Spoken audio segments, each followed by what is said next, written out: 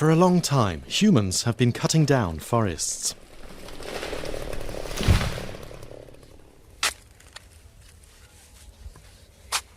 And planting them. There you go. Trees are essential to life. They give homes to plants and animals, regulate fresh water, keep soils healthy, and most importantly, they suck carbon dioxide from the atmosphere and give us the oxygen we breathe. That's why they're often called the lungs of the planet, and why they've been touted as a solution to the climate crisis. Trees absorb heat-trapping CO2 released by our burning of fossil fuels, and they can serve as carbon sinks for as long as they're alive. So will planting more of them save us from this climate emergency? Our job is simple. Get trees in the ground. Why? Because planting trees is one of the most important things we can do for our environment. Our goal is to plant 1 billion trees by 2025. Together, we can restore our forests for a healthy planet. Join us at One Tree Planted and help us plant trees all over the world. I'm Neil King, and on this episode of On the Green Fence, we'll look at when tree planting makes sense and how, in some cases, it can do more harm than good.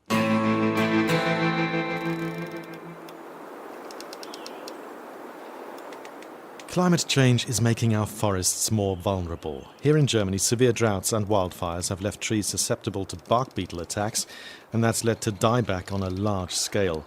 Planting new trees on a large scale, sure, these plantations can technically be seen as forests, but they can't come close to replacing the complex forest ecosystems that take centuries to develop. They also don't store as much carbon or support the same amount of biodiversity.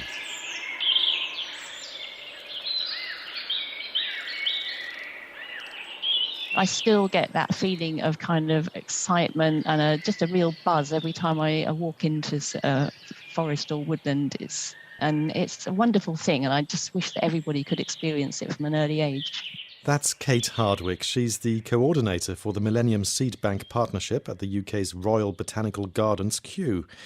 One of the bank's tasks is to conserve the seeds of native species so that they can help restore lost trees in the future. I asked Kate how she feels about how the world's forests are being managed. Deeply, deeply sad. So, there's so many ways in which forestry and forest management is going horribly wrong in the world. So in the United States and Canada, vast areas of forest are wiped out by beetles, and that's often forest which has been planted in a monoculture, so it has very low resilience, and we're seeing pests and diseases on the up all over the world. But the other thing which is deeply sad and very depressing is that just when the forests are cut down unsustainably and not given a chance to grow back and replaced with other land uses and constantly nibbled away at or destroyed on a wholesale basis, and just constantly being lost. So it seems to be a one-way process. I know that there is reforestation going on, but very often that's not reforestation of the forest as it was before. So you're replacing kind of a rich, species diverse forest full of not just trees, but other species of other plants and insects and animals and fungi, birds, very often with monoculture plantations of species that never grew there in the first place. And so the natural forest will never have a chance to come back. It's very sad. As you just said, that trajectory, I saw this stat that, some 10,000 years ago, we had 6 billion hectares of forests worldwide. And in 2018, that was down to 4 billion hectares. So it's like we've lost a third of the world's forests in that period. And obviously, we have to stem the tide, right? We have to turn this around somehow, because we can't afford to lose forests altogether, right? We need them for many reasons. But is it, reforestation, is it really, the solution to tackling climate change, for instance, by just, planting 1 trillion new trees and the problem's solved? Yeah, reforestation is part of the answer, but it's unhelpful just to focus on the trees. So we've got to remember that some naturally tree-less or tree-free habitats can also sequester a lot of carbon in the soil. So, for example, wetlands or peatlands. And it's really important that we just give equal prominence to restoration of those habitats as well as restoration of forested habitats. So I think the term here should be habitat restoration, not reforestation. But there are cases where there was forest on the landscape before and it's all been cut down, where it is appropriate to try and restore the forest. So, it depends on the situation. And there's no doubt that there's a huge amount of reforestation going on in the world. It's really captured the public imagination, and that's good in that it gets people thinking about this. But I think the message has become oversimplified. And so we tried to tackle this with our paper, The 10 Golden Rules for Reforestation, not because we think reforestation is the only answer, but because we recognize that there's a lot of it going on, and it's been done on such a huge scale that there's a real risk of getting it horribly wrong on a massive scale. Okay. You just mentioned those 10 golden rules. Perhaps, we can highlight some of them in this conversation. I mean, if we look into reforestation projects, I mean, where and when would you say do they make sense? Well, I think the main guideline is to always try and restore forest where it was growing naturally before. So to avoid these naturally tree-less habitats that I mentioned earlier, so the peatlands, the ancient grasslands. I mean, in an ancient grassland, there are no trees there because there isn't enough moisture to sustain them. And so if you plant exotic trees on there, which can just about hang on in that habitat, they're going to be wiping out all the natural biodiversity that's evolved over thousands of years in the grassland, and it will suck up a lot more moisture, a lot more water than the grassland would have done. So that will lower the water table and lead to water shortages. But on the other hand, if you plant the right tree in the right place, forests can protect watersheds. They can mitigate floods. They can help to moderate the seasonal flow of streams. And so in that case, establishing forests is beneficial and helpful. So it all comes down to trying to restore what was naturally there. Mm-hmm. Can you perhaps give us an example, where, I don't know, a tree planting project just went horribly wrong and actually caused more harm than good? So we've tried not to sort of point the finger at specific modern day projects because we're just really focusing on general principles. But there are certainly some historic examples where everyone agrees that it's gone horribly wrong.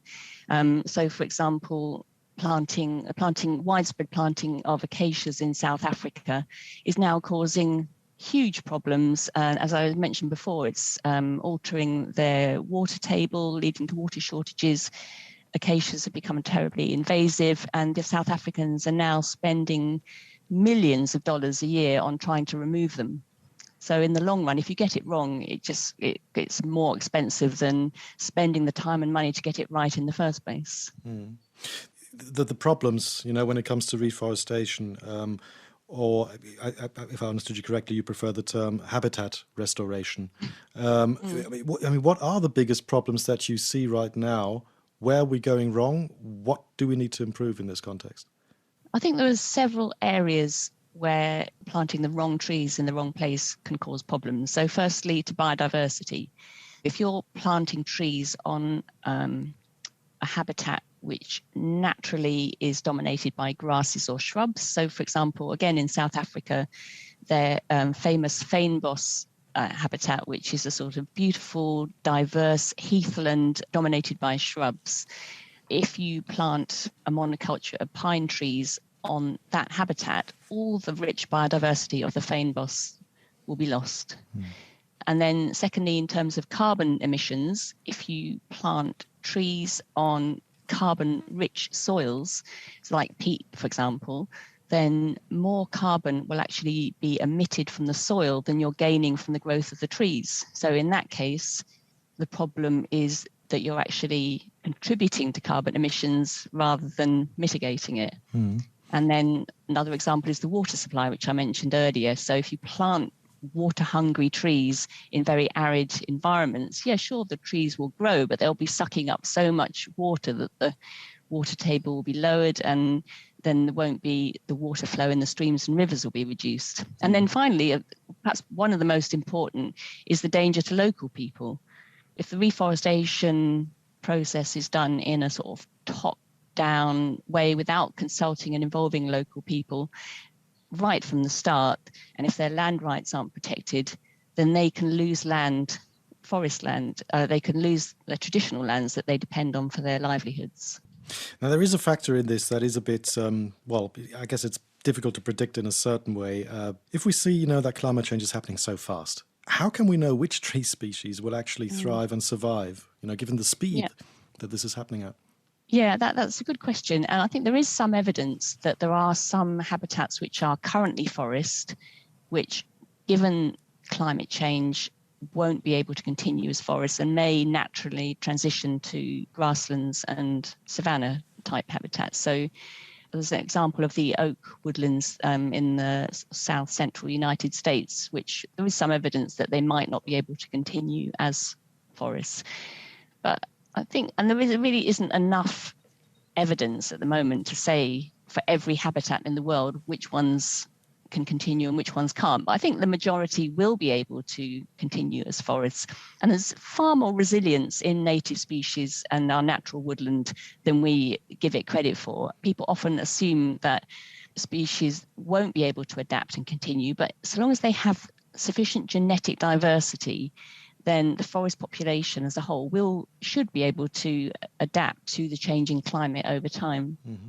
So, my follow-up question here would be, do you see a certain tree species going extinct because of climate change? Is there, a similar biodiversity crisis emerging here as we see with animals, which we're losing at an alarming rate?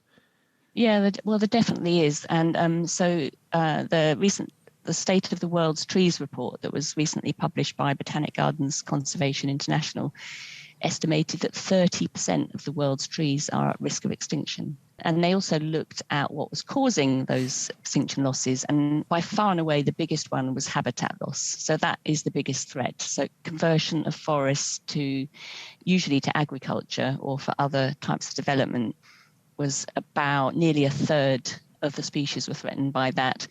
But climate change was also in there, and it's probably going to increase over time. So they reckon that threatened about 4% of species at the moment, but I think that's a figure we're going to see increasing. How do you feel about that figure, Kate? To me, that sounds really scary. Yeah, it is. It's devastating, and really that's one of the drivers behind our work at the Millennium Seed Bank. There's no escaping the fact that some species are going to go extinct, and the genes that they carry and the properties that they hold could be lost forever. And so one of the reasons for the Millennium Seed Bank partnership program is to save the seeds of these species, so that if they do go extinct in the wild, then we have conserved the plants and the genes that they carry, and hopefully one day we'd be able to reintroduce them. But the seed bank is more than that, because we are actually trying to use the seeds to actively stop the species going extinct in the first place by making native seeds available to restore forests and solve the problem of habitat loss. Forests cover just over 30% of the land area on Earth, but they're shrinking at an alarming rate, and as Kate just said, mainly because of the expansion of farmland. Deforestation, along with agriculture and other land use changes, account for around a quarter of global greenhouse gas emissions. Now, when trees are cut down, much of the carbon they've been storing is released into the atmosphere, but during their lifetimes, they keep it locked up in their leaves, roots, trunk and branches, and absorb more as they grow. According to the World Resources Institute, forests globally absorb around 16 billion metric tons of carbon dioxide each year. But forests also release around 8 billion metric tons because of the tree felling and degradation. Just how much extra CO2 could be taken from the air by planting millions of new trees is a topic of debate among scientists. It's a question Susan Cook-Patton has been looking at. She's a senior forest restoration scientist at the environmental organization Nature Conservancy in the US. Part of her job is figuring out how reforestation can serve as a solution to climate change. So I asked her just how much CO2 could we realistically lock up with new forests? So I really don't like to give the big number. So I might resist that because it depends on two things. First, it depends on the area that you can restore tree cover to. And we've got to find places where people want those trees. And then it also depends on how much carbon can be pulled out sort of by a stand in a given location. And that can really vary across the globe. Our own science shows 100-fold variation in carbon capture potential depending on where you are. So sort of the big number assumes like, these sort of massive areas of places, we've put trees back into the landscape. And of course, I would love to see that, but it's going to depend on a lot of decisions by a lot of individual landowners to see how much we can actually do. There's no single solution to climate change, but if there was one, it would be to reduce our reliance on fossil fuels. That's the most critical thing we can do. That said, we're still going to need to pull a lot of carbon out of the atmosphere that's already there.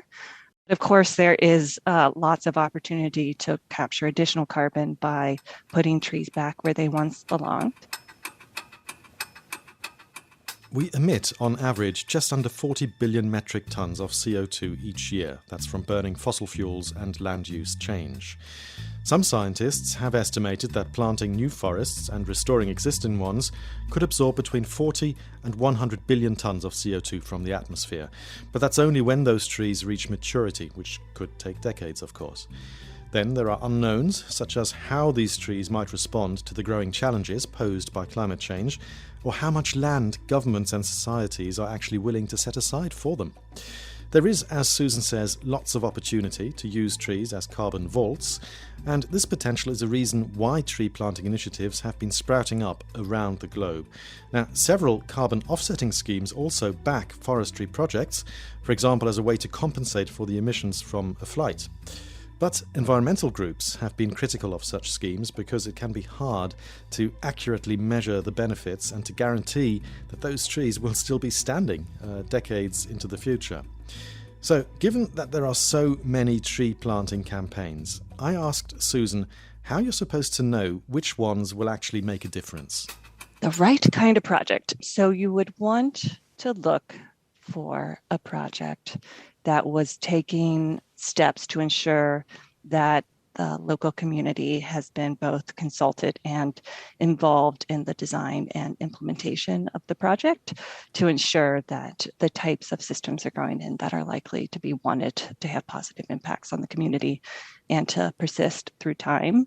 Ideally, using native species or natural regrowth as the option, and diverse palette would be wonderful. You just mentioned the native tree species, because I also understand, I also saw a project here, I think it was last year in Germany, where they were introducing an American red oak tree because it had done so well during the 2018 drought, and they thought that this could be a solution to bring back, trees in a certain area. They admitted that there was kind of a trade-off with the biodiversity that they had to look at, closely to see what would happen. But, how do you feel about introducing foreign tree species into habitats? I would like to avoid the introduction of non-native species as much as possible. I do recognize that sometimes they're needed in heavily degraded sites or in places where the conditions aren't conducive to the native, and sometimes you can use a non-native species to help kickstart the system. Mm-hmm. But native trees just have so many more benefits than just the tree itself. Where I live, we have white oak trees that support hundreds of species of caterpillars, which in turn support so many birds in the community. And those non-native species just don't support the same level of biodiversity. And when we're thinking about these as big, complicated systems that we don't even understand fully, whether we can ever understand them fully, trying to emulate the natural processes when we're restoring as much as possible is much more likely to have good long-term outcomes. I'm sort of wondering, if we're looking at, if we wanted to, reforest a certain area, are there certain tree species where you can say they are particularly effective at storing carbon and mitigating climate change? Is there something that we should be looking at more closely? So what I would love to see is that we invest in research finding the native species that are going to be best suited for the purpose at hand. Ones that grow faster are going to accumulate carbon more quickly. Ones that are longer lived will lock it down for longer periods of time. And then, of course, drought tolerance, if it's a wet condition, things that can tolerate those types of conditions. Unfortunately, usually the trees that are available when you're thinking about planting tend to be a fairly limited palette, depending on where you are. And so investments in collecting the seeds, growing the seeds, to have that diverse planting stock would, I think, really improve our planting outcomes. And of course, we don't always have to plant. We can just rely on the native seeds to come in and help kickstart the system itself. Because this is also what I'm sort of wondering, that given that climate change is happening so fast, because we're just pumping out so much CO2 and greenhouse gases, how can we know which tree species will actually thrive and survive, in conditions 20 or 30 years down the road? Right. So it's a combination of, we do have a sense of what conditions are coming down the pike. So anticipating those conditions and picking species that are best suited based on climate models. But then also that's where diversity of planting stock or establishing a diverse forest through regrowth can really be beneficial, because if you've got a particularly dry year, maybe some species will be okay, whereas others might flounder. And then you have a particularly wet year and other species might do well and other species might flounder. And you have this sort of portfolio effect where you buffer yourself against all of the fluctuations in different conditions of the future by having those diverse species, and increased likelihood that at least a few will be okay. But it's actually not all dire. There are places where trees are growing better because the temperatures are warmer, because there's more CO2 in the air that helps to fertilize the trees. So when thinking about deploying additional trees just to stave off those awful effects, it's really about picking the places where we think trees are most likely to thrive today and into the future under climate change. Given that this also always involves a certain type of management, that humans get involved and we manage and control things, does it always make sense for us to get involved, or would it just be better if we had large areas where we just let nature run its course and stop all reforestation efforts? Stop all reforestation efforts. Again, there's no single best option for tackling climate change, and there's no single best option for reforestation. It really depends on the context in that location. So natural regrowth is a great opportunity in places where there's growing conditions are okay, there's seed sources nearby. We can just step out of the way and have forest regrow on their own. Great option. But in other places, human needs are going to be more paramount. And so that's a place where you would consider something like an agroforestry system or a diversified plantation as a way to meet human needs as well as capture carbon and help support biodiversity. Yeah, because that's the thing, isn't it? Woods and forests, they're also a business, right? We need wood for so many products these days. World population is growing and we're going to need more of these products. It's sort of a bit tricky, isn't it? How do we solve this problem that there's likely going to be more demand for these products, but at the same time, if we have mixed forests, it might be trickier to produce the products that we need, or is that a misconception? So you're right in that there are so many moving pieces right now, and it's a bit of a nail-biting time because we've got this critical decade where we really have to get the climate in check, but we're also at this point of incredible innovation. And so we see these really exciting developments in mass timber, where you can replace more carbon-intensive building materials like concrete and steel with sort of wood Lego building blocks. Buildings go up faster, and I frankly think they're just gorgeous. But where is that wood going to come from? Like, oh my gosh, we could use reforestation and set up plantations to anticipate this future demand for increased wood products. And so yes, it's sort of like, oh gosh, how do we get all, in my head, I feel like, okay, if we can just hold on a little longer, all of these incredible innovations and pieces will all fall together. And we could have a pretty remarkable future indeed. That's a very nice, hopeful note to end on. Susan, perhaps just one final question. If you could plant any tree that you wanted in your garden tomorrow, which one would it be? Well, what I have done is actually just stop pulling out the tree seedlings that have popped up in my little pocket of a back garden. So those are red oaks and red buds that have come up mostly. But again, I'm sorry, I have to return to the caterpillars. White oaks are just incredible. They support like 200 different species of caterpillars, and they're such crazy looking critters. Maybe I've got red oaks, so that's okay. And what about Kate over at the Millennium Seed Bank in the UK? Well, my favourite tree probably wouldn't fit in my garden. So my favourite tree is the beech tree. Absolutely beautiful in every season of their sort of beautiful silvery trunks and branches you can see in the winter, and beautiful lime green leaves in the spring. So I do love beech trees, but that wouldn't fit in the garden. So if I had to plant one, I would probably plant a smallish tree that would attract wildlife. So maybe a rowan tree that would provide berries for the birds.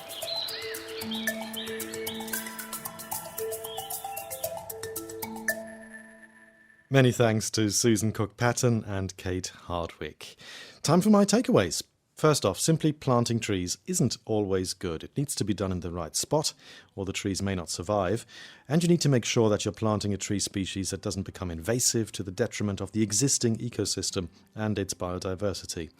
Also, simply planting loads of trees in ecosystems that have done well without them so far, such as wetlands or peatlands, is counterproductive because these are crucial habitats for biodiversity and also storing carbon. And we should preserve these habitats as they are. Having said that, it does sound to me like we still need to manage things, given the challenges that lie ahead. We have to get involved. We can't just leave the forests be, especially if we want to secure timber supply, which we're going to need a lot more of for our decarbonisation drive. I guess one of the questions here is just how do we transform our existing monoculture forests into something that is both climate resilient and viable in terms of timber production? So, please do let us know what you think about this. You can write an email to us addressed to onthegreenfence@dw.com. Now, next week, we'll be continuing our forestry series where we'll be taking a closer look at agroforestry in Germany. Many thanks to my colleague and producer Natalie Muller and my sound engineer Jürgen Kuhn. And as always, a big thank you to you for listening. My name is Neil King. Take it easy and take care.